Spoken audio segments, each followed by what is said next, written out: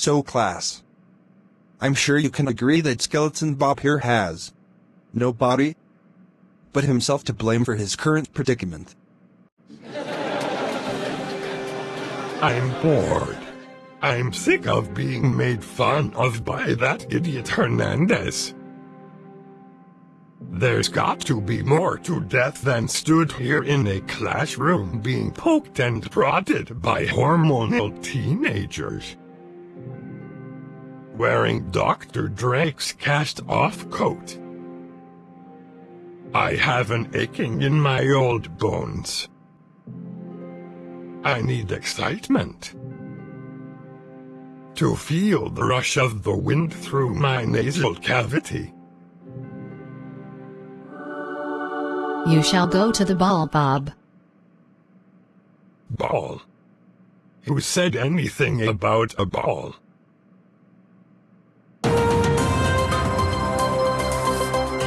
Good evening. I'm Steve Wachowski, and thanks for joining us here at PTV for our ongoing coverage of the Winter Olympics from Pyeongchang. And there's great excitement here tonight as Plotagon's only competing athlete goes in the Skeleton Bob event.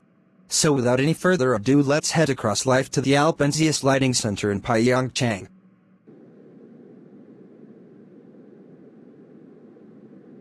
Lousy Plotagon TV. Wouldn't even spring for a winter coat for me. Hey everybody. I'm Rusty Tug Muffin. Well, it's minus 15 degrees at the bobsleigh track here in Pyeongchang, and the conditions are perfect for the competitors in this afternoon's skeleton bob competition. And the shock announcement of a last-minute entrant from Plotagon has stunned the watching media. Here at PTV, we are pleased to be able to bring you the first network interview with Plotagon's only Olympian, Skeleton Bob. So Bob, it's great to see you. Can you tell us a little about how you came to be chosen to represent Plotagon at this year's Winter Olympics? I'm Skeleton Bob. That's really great, Bob. So it convinced you that you had what it takes to be a Skeleton Bob athlete. I'm Skeleton Bob. I want some excitement. You do realize that the event you're entering into involves you being launched down a 500-meter ice track at 85 miles an hour, face first, lying on a piece of metal the size of a big tea tray. Right. Where is the tapioca pudding? I've heard it's the nicest tapioca pudding in the world.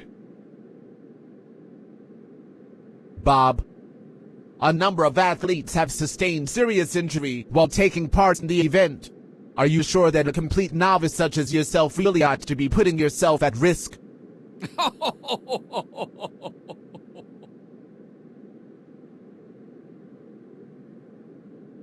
The tapioca pudding can't hurt Skeleton Bob. I've heard it's the nicest in the world. Oh. Okay. I'm going to end the interview now. Good luck, Bob. Where is the tapioca pudding?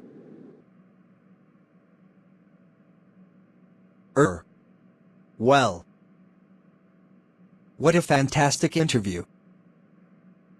Sadly, PTV has lost the rights to show the Winter Olympics following a late bid by rival network Evertoon. We won't forget this, you assholes. So our coverage of the Skeleton Bob event will just be me describing it for you. We're just getting ready for it, and are only seconds away now. Skeleton Bob is about to start his run, and he's off. And Skeleton Bob is having to be forcibly manhandled past the start gate by a couple of burly Plotagon heavies. Ooh. And that's a nasty injury as Bob's pelvis gets caught in the side of the ice wall. But his head and torso continue to rattle down the tracks. This guy doesn't know when he's beaten. He doesn't know when he's winning either. He seems only concerned for the procurement of tapioca pudding. As Bob approaches the skeleton curve, I can almost see a smile of contempt upon his bony lips. Oh no. Disaster. Bob's entire lower torso has flown off into the crowd and decapitated a passing dignitary. They'll be mourning on the streets of Azerbaijan tonight. Oh good God, Bob's been assaulted by a spectator, throwing a live chicken onto the track. The killing of the First Lady hasn't gone down well with the Azerbaijanis. But that hasn't deterred the crowd, or Skeleton Bob, as he approaches the final curve. He's in first place. He only needs to safely negotiate this bend to create history and put the nation of Plotagonia on the world map by becoming its first Olympic champion. Oh no. I can't believe it. Bob stopped, just meters short of the finish line to take a telephone call. Our on-course Mike is telling us that he's received the call, confirming his order for tapioca pudding. What humanity.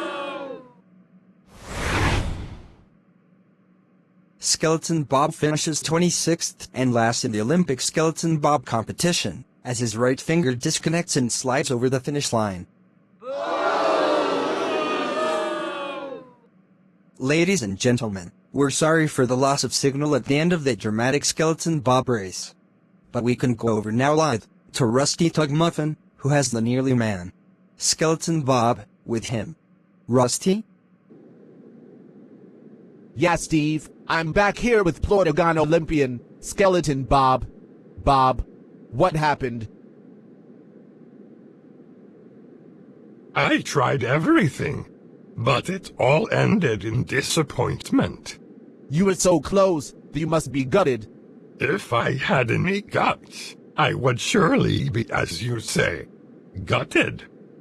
So it's the worst thing about this for you, not winning a medal or letting your country down. Herm. Well, I'd have to say that it was the fact that the tapioca pudding was the worst I'd ever tasted in the world.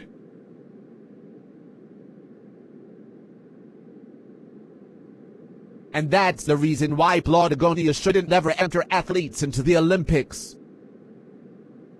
Good night from Pyeongchang.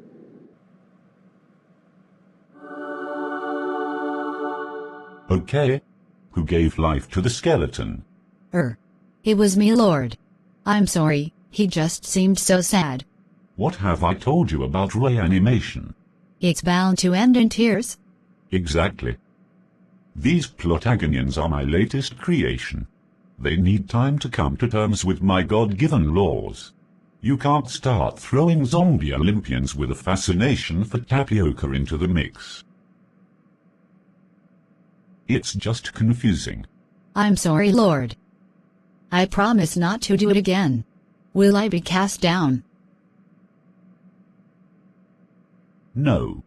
I am a merciful God, and I understand that constructive feedback is an important tool. Have you been reading that management book again, Lord? Yes. No. Of course not. I am an omnipotent being. Why would I need guidance from a self-help book? Let's just pretend this never happened, hey? Thank you, Lord.